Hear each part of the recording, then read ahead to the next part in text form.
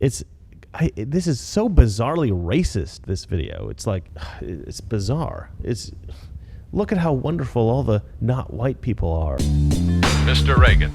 All right, so some group called The Intercept, I guess they make political videos or something, they made this animated thing. It's like a sketch video thing. But before we get into that, I'd like to talk about something really special. Okay, you see this? This is a 1 ounce solid silver Donald Trump 2020 Freedom Coin.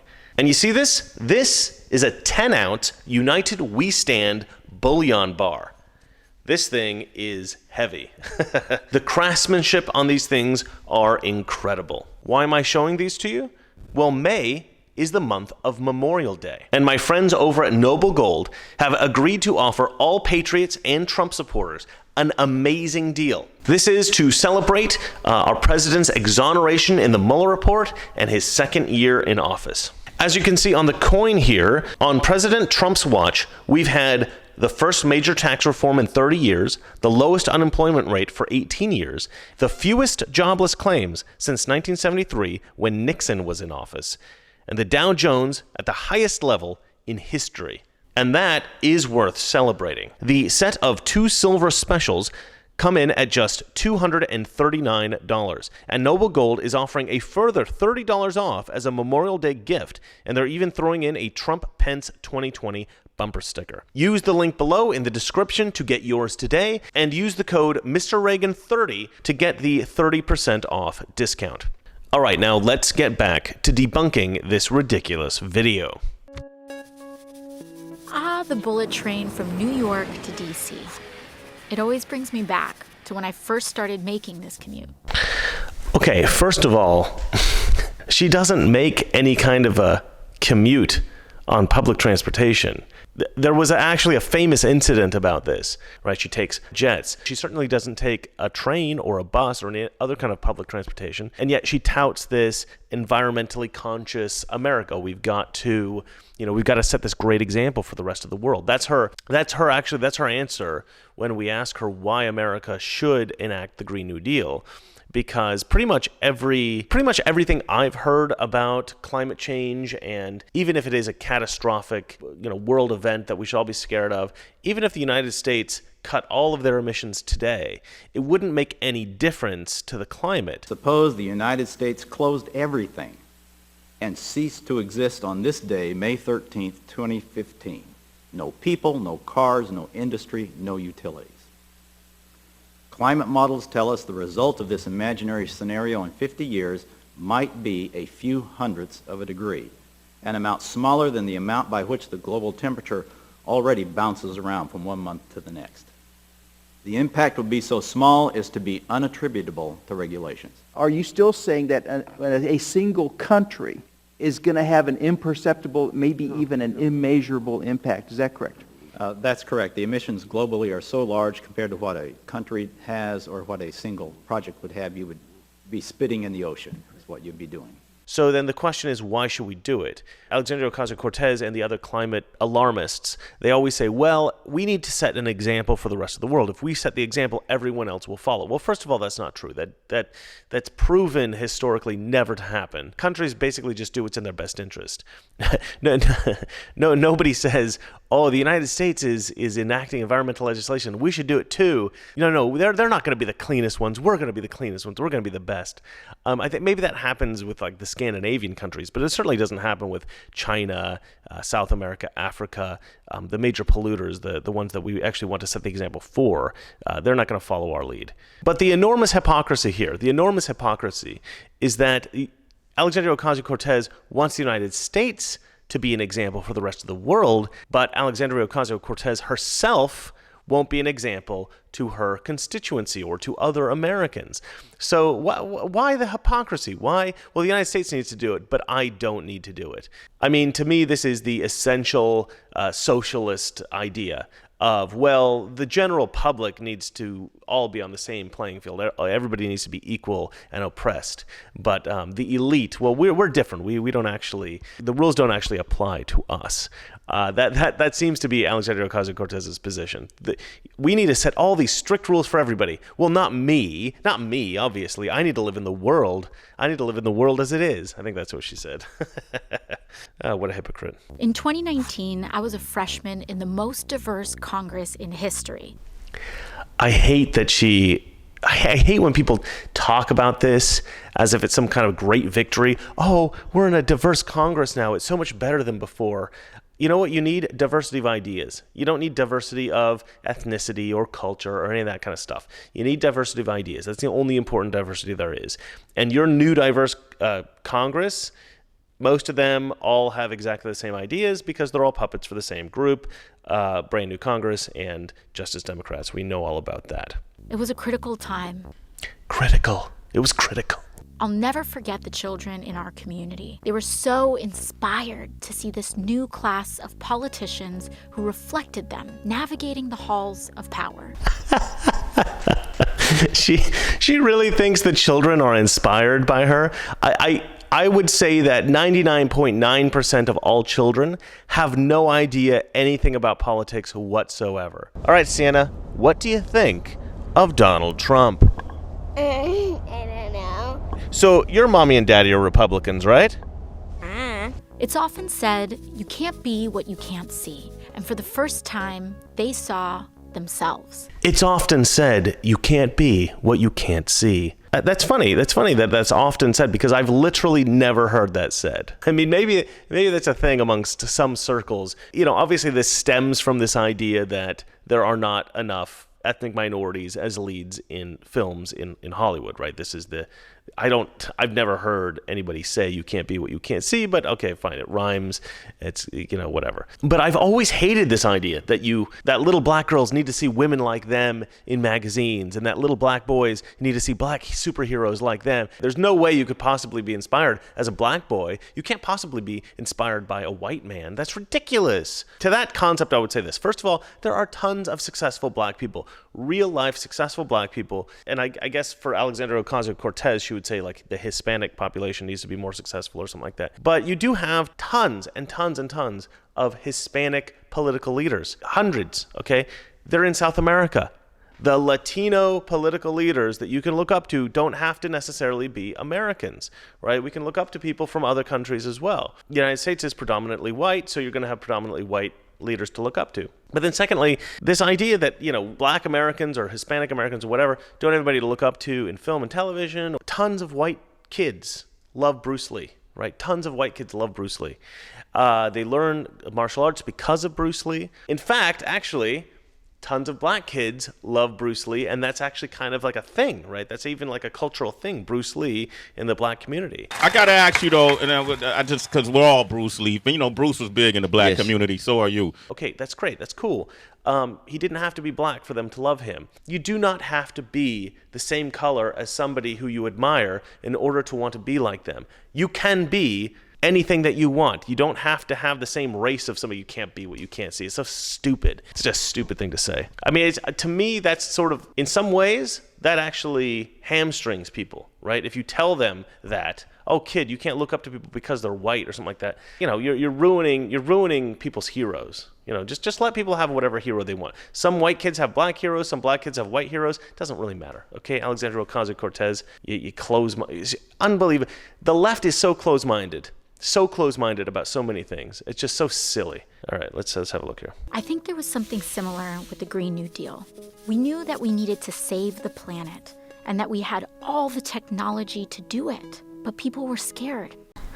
But people were scared. No, nobody's scared, Alexandria Ocasio-Cortez. People think that you're being ridiculous is what the problem is. People disagree with you that there's imminent catastrophe. That's the problem. People disagree with you. And this is a common tactic on the left. They always say this. They always say, "Oh, a conservative. You're conservative. You don't want gay marriage. Are you scared of? What are you scared of? What are you scared of gay people getting married for? Or like women in college or women in fighting the wage gap." Or something like that, right? There's this idea that strong women intimidate men, right? The strong women that men are afraid to empower women or something like that, right? I hear that all the time. Is it not because men are insecure, they can't handle it? It's a weird tactic. I mean, it's great because it makes people on one side feel strong because they're like, oh, your enemies are weak. Your enemies are scared. They're cowering. They're afraid of us, right? But it's totally disingenuous. And I don't even think that the people who are saying it really believe it. I don't think the people who are listening to them really believe it. They'll all jump on the same bandwagon. They're all like, oh, yeah. They're scared. They're scared of us. We're awesome. But they know it's not true. Every single one of them goes home knowing that what they just said was not true. But it's how they sort of jeer themselves up. Oh, yeah. Or jeer themselves up? Is that an actual expression? I think I just made that up. They said it was too big, too fast, not practical. I think that's because they just couldn't picture it yet. And that's all what this video is about, right? Somebody had this idea, which is ridiculous, that if only conservatives could really picture what the Green New Deal would do, well, then they'd all be for it. So let's illustrate it for them. Let's make it real simple. Let's make it like a cartoon. You know, conservatives are like children. Let's make a cartoon. Maybe they'll get it. Let's start with how we got here. 1977, New York. A senior scientist named James Black made a presentation about how burning fossil fuels could eventually lead to global temperatures rising 4 or 5 degrees Fahrenheit. Oh yeah, Exxon knew this whole time, as did our politicians. So did Exxon listen to the science, including their own? Did they change business models, invest in renewables? No, the opposite. They knew and they doubled down. They and others spent millions setting up a network of lobby groups and think tanks to create doubt and denial about climate change. So this little cartoon portrays any kind of contradictory ideas as somehow being engineered by big oil and the government, and so they're spending all this lobbyist money, and I don't know who these sort of like faceless goons are at this board meeting, but there's this big board meeting, and all these people have decided to funnel all this money into a propaganda campaign to deny global warming, deny climate change, right? But that's not really how it's working. How it's working is there does tend to seem to be some kind of conspiring between certain kinds of climate scientists to say, we're going to squash any kind of dissenting voice. So our voice is going to be the only one heard. We're going to make sure that everybody believes that climate change is an imminent threat and that it's going to have catastrophic consequences. And this is not every climate scientist. This is just, some powerful people who, for whatever reason, think this is a good idea to make people scared about climate change. And then you have the skeptics that come out and they, very bravely, in fact, they come out and they say, this is not legitimate. This is not real. These are scare tactics. And it's ridiculous that they're pumping it out there. And there are certain reasons, there's some motivations, and there's some intentions to scare the public about climate change. But you need to know the truth. And they come out at the risk of their own career, and they say very strongly, no, none of this is catastrophic. Maybe there is potentially some danger. We'll look into it. We'll find out. But there's no need to panic right now or to even change our behavior right now. Politicians went to bat for fossil fuels, and these massive corporations kept digging and mining, drilling and fracking like there was no tomorrow. America became the biggest producer and consumer of oil in the world. Fossil fuel companies made hundreds of billions, while the public paid the lion's share to clean up their disasters. Okay. So much of this is just not true. It's ridiculous. I'm not going to go over every single lie that she states in this video. Fracking for one. Even one of the Democratic candidates is like super pro fracking. I think it's Hickenlooper, is really pro fracking because there is nothing bad about fracking. The way they've illustrated it, they made it look like they're destroying the earth, right? There's all these cracks, but it's not a well-researched video. It's just, progressive talking point after progressive talking point. It's ridiculous. We lost a generation of time we'll never get back. Entire species will never get back. Natural wonders gone forever. The rhino is endangered, and maybe some of them are extinct because of poaching. It's not anything to do with the climate change or the environment. I don't know what this is such a disingenuous video. It's so fraught with inaccuracies, distortions of truth. I mean, essentially lies. Just lying throughout this video. It's incredible. And in 2017, Hurricane Maria destroyed the place where my family was from, Puerto Rico. Remember, it's not Hurricane Maria. It's Hurricane Maria. Maria. It's not Puerto Rico. It's Puerto Rico. Puerto Rico. It was like a climate bomb.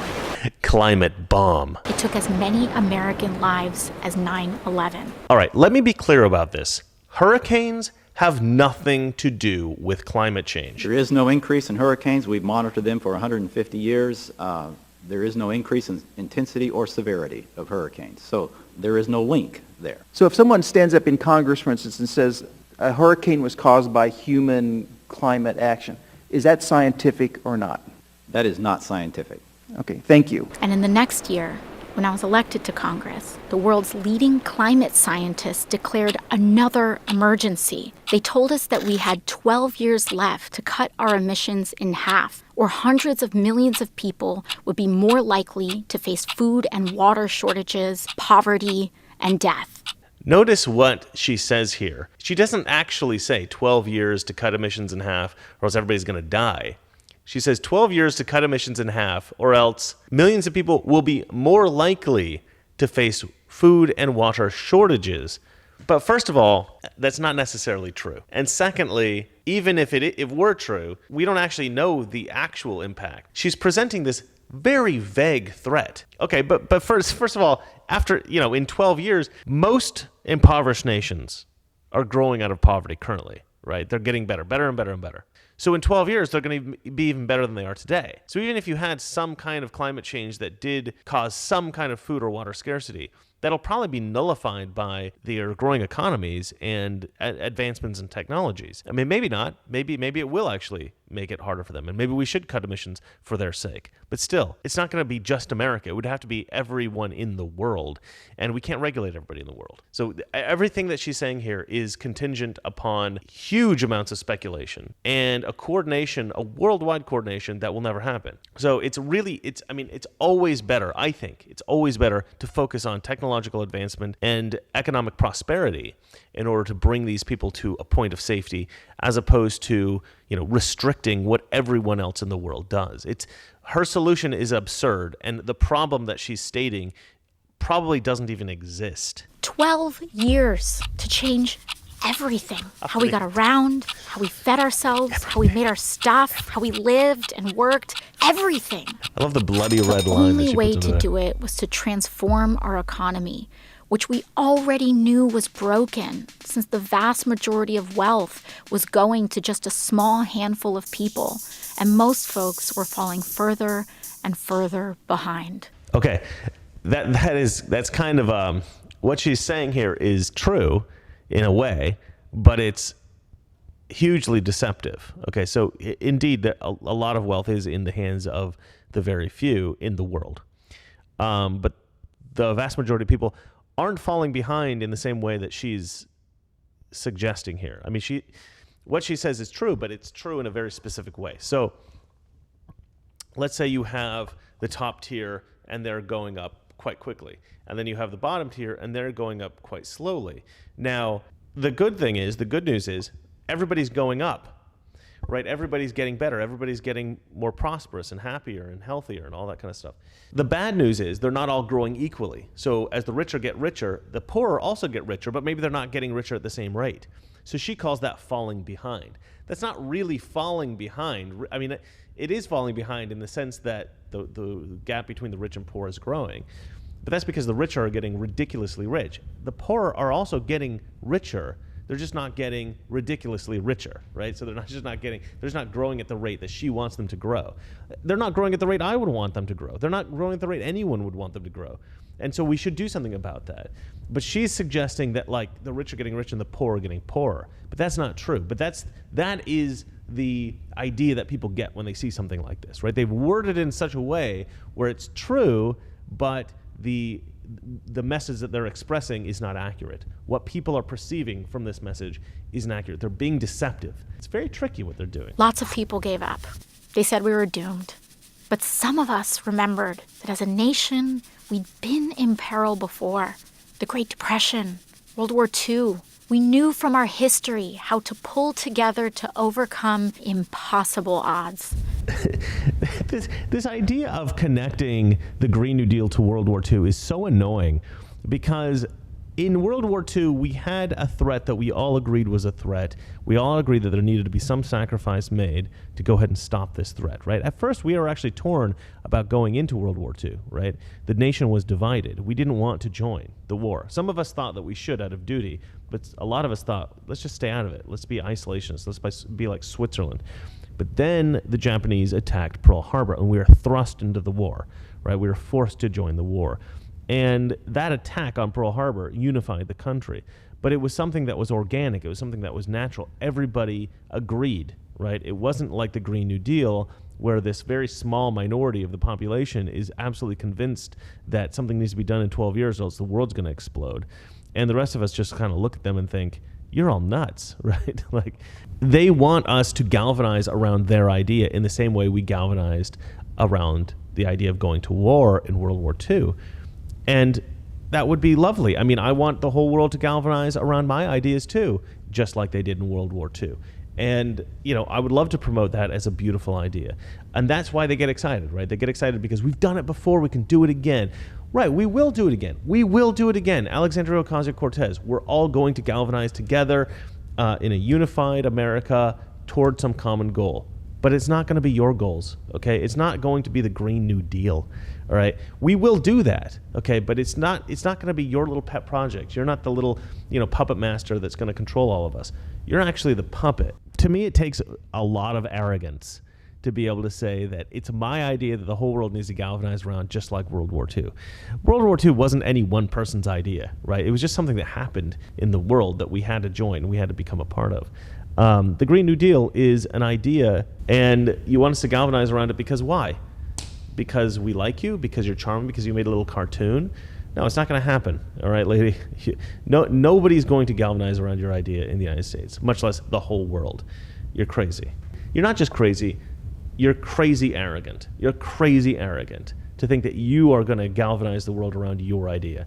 It's so stupid. If you have a good idea, if you really had a good idea, we'll all join. We'll all be galvanized around it. Work on your ideas, come up with something good, and then we'll be galvanized.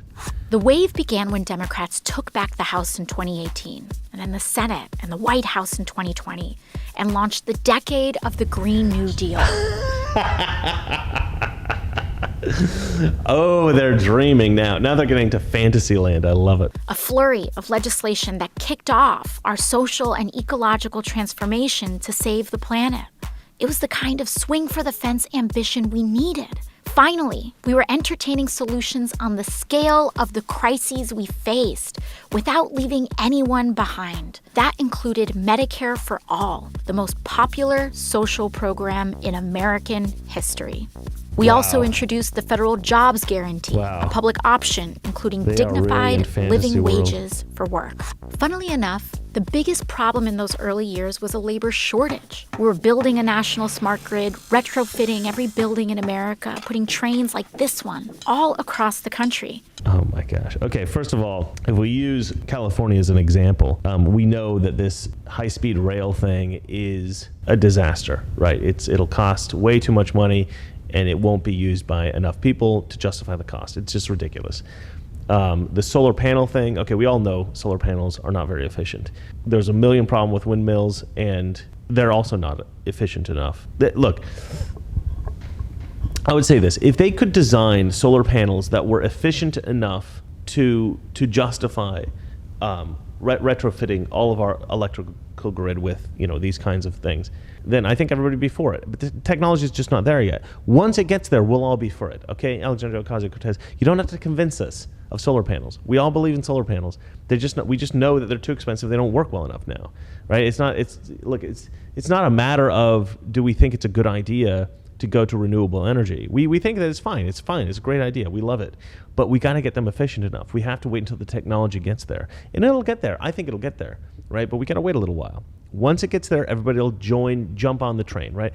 I remember in the early 2000s, maybe the mid 2000s, people were talking about how we've had electric cars for years. We've had hybrids for for decades, and it's just that the gas companies they don't want us to they don't want us to switch to electric because then they'll go out of business, right? And all the capitalists, all the conservatives said, well, no, they actually don't have efficient and cost-efficient versions of electric cars yet. Once the technology gets there, everyone will adopt it, right? That's what they said. And that's what's happening, right? Everybody loves Tesla. There's tons of Priuses out there. Hybrids and electric cars are very popular now, right? Because they're cost-effective and they're practical, right? Not everybody uses them because they can't drive across the country, without having to recharge yet. But perhaps one day they'll get there, and then people will they'll take over, right? There will be no more combustion engines in cars. Maybe that'll happen. Okay, but you have to wait till the technology gets there. You can't push it. You can't force people to do things that don't make sense for them. We needed more workers. That group of kids from my neighborhood were right in the middle of it all, especially this one girl, Ileana. Her first job out of college was with AmeriCorps Climate, restoring wetlands and bayous in coastal Louisiana. Most of her friends were in her union, including some oil workers in transition. They took apart old pipelines and got to work planting mangroves with the same salary and benefits. Of course, when it came to healing the land, we had huge gaps in our knowledge. Luckily, indigenous communities offered generational expertise to help guide the way. Oh, this is ridiculous.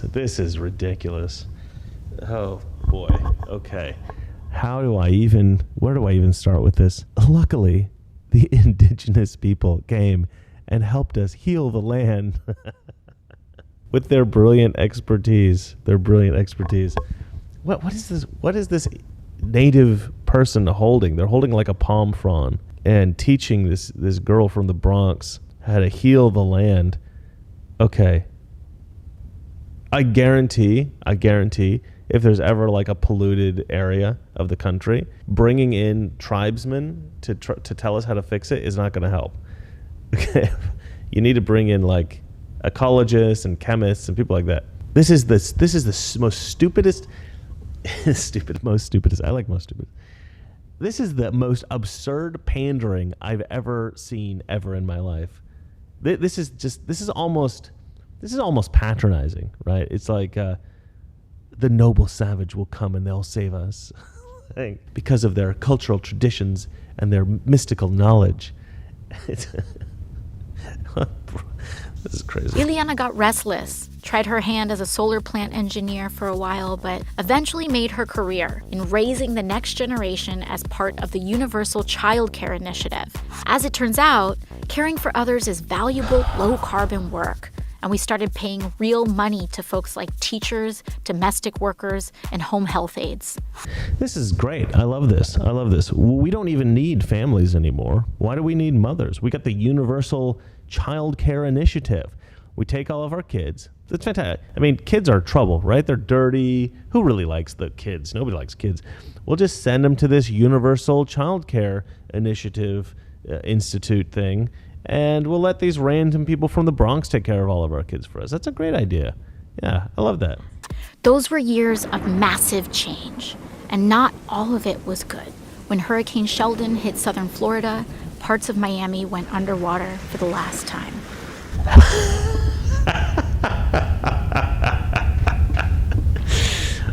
Part of Miami went underwater for the last time.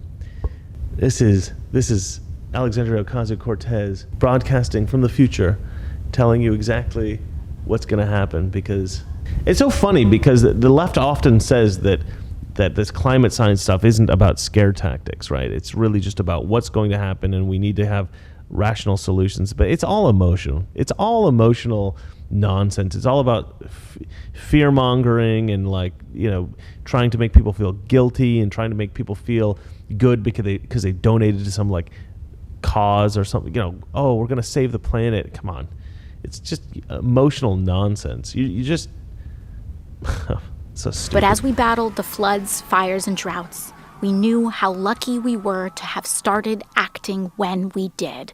And we didn't just change the infrastructure, we changed how we did things. We became a society that was not only modern and wealthy, but dignified and humane too. By committing to universal rights like healthcare and meaningful work for all, We stopped being so scared of the future. We stopped being scared of each other. And we found our shared purpose. This is the most bizarre part of the video. They drawn the faces of a bunch of not white people and then said that we've stopped being afraid of each other and found a unifying purpose. Is that what you said? Unifying purpose? This is so bizarrely racist, this video. It's like, it's bizarre. Look at how wonderful all the not white people are. This video has a little over 500,000 views, which I'm actually surprised. I'm actually surprised it doesn't have more. The Intercept channel has about 98,000 subscribers, so that may account for it. They don't have like a huge subscriber base, but still, I'm surprised. I'm surprised. But I guess that just goes to show people are kind of sick and tired of hearing the same crap all the time. Ileana heard the call too, and in 2028, she ran for office in the first cycle of publicly funded election campaigns. Oh no, Ileana, and now she occupies the seat that I once held. I couldn't be more proud of her, a true child of the Green New Deal. When I think back to my first term in Congress, riding that old school Amtrak in 2019. She's never ridden an old school Amtrak. I don't even think even once. I think they just made that up for this video to make her sound like a down-to-earth person. You've never ridden public transportation, Alexandria Ocasio-Cortez. Maybe before you were a congresswoman. Riding that old school Amtrak in 2019, all of this was still ahead of us. And the first big step was just closing our eyes and imagining it. We can be whatever we have the courage to see. Wow, that was unbelievably painful. All right, well, okay, so this is the kind of propaganda that they're putting out there. I actually think that this kind of thing is attractive to like high school students and stuff like that, which I think is particularly bad. I think the Democrats are just so way ahead of us when it comes to promoting our ideas, right? Democrats basically have convinced everybody that if you are sympathetic to vulnerable people, you should be a Democrat, right? So if you want ethnic minorities not to be oppressed, if you want women to, make the same amount of money as a man, if you want gay people to be able to get married, if you want, to save the environment, all these things. If you want to help out immigrants, poor immigrants that live in, poor countries, all these things, you have to be a Democrat, right? That's what the Democrats tell you. And we have a huge problem on the Republican side because they've been effective in convincing everyone that that all the Republicans want are to help out the rich people, right? And screw the poor people, right? But that's not really what Republican ideas are there for. Republican ideas are there to help the vulnerable, right? We want to help business, not just for the business owner, but for the employee and for the person who doesn't have a job that could potentially work for that business, right? We need businesses to grow and expand so that they can pay their workers more and they can hire more employees. I talked to my brother about this the other day, and I was talking about that stuff, and he said, you know what? Everything I do, my whole job is to go out and try to get more business for our company so that I can pay my employees more. That's my whole focus, right? Because I want to get the best and I want to retain the best. And I want to have as many employees as I can, and I want to treat them all well so that they're all happy, they're all producing the best products for our company, right? And that's his mentality. That's his whole focus. And that's the mentality of pretty much every business owner around the country. And this idea that business owners only want to make money for themselves and hoard it, and they don't care about their employees or other people that they could potentially bring in to be new employees. It's ridiculous. People just don't know how business works, so they demonize it, and they say, business is bad. You know what's good? These government programs, right? The child care initiative or whatever she was saying.